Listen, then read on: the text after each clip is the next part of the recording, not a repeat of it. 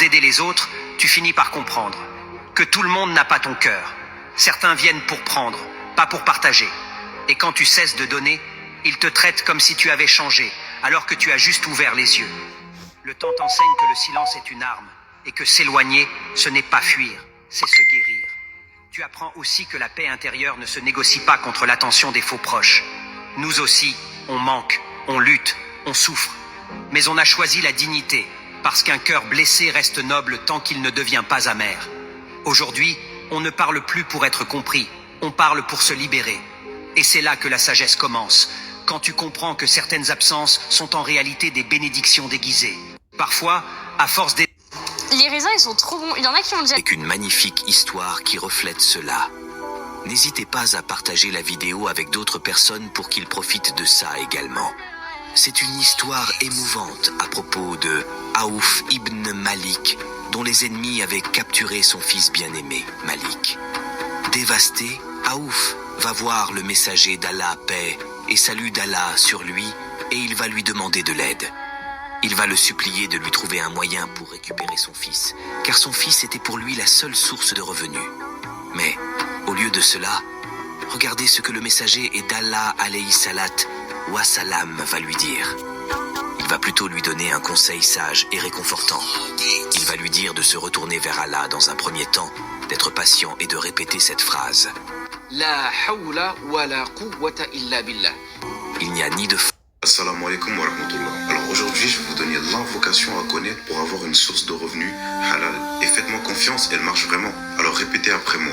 Ya Razaku urzuqni halalan tayyiba.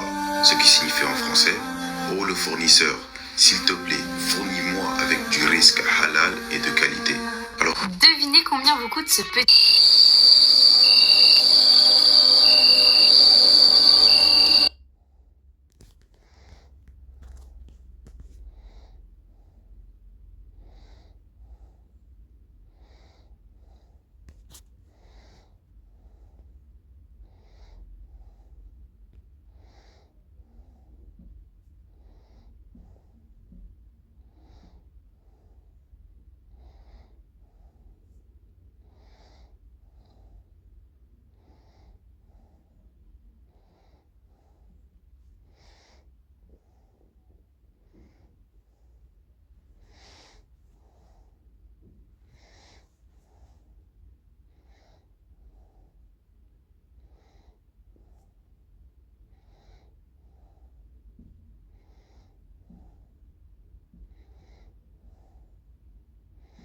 Il y a un frère, il est devenu extrêmement riche grâce à ce dua. Subhanallah, c'est un dua qui est très très simple et que beaucoup de personnes ne connaissent pas. Le frère est un frère qui est dans le business et il raconte qu'il est arrivé à un moment, il était sur le point de tout perdre, il était en train de tout perdre, il a dû vendre le dernier truc qui lui restait et c'est là qu'il a commencé à répéter ce dua. Le prophète alayhi salatu wassalam nous a dit, il a dit, quiconque d'entre vous qui est touché par un besoin, vraiment besoin d'une chose, qu'il demande Allah Azza wa Jal par ce dua. Le frère raconte qu'il a commencé à constamment demander à Allah Azza wa Jal avec ce dua. Voilà le dua.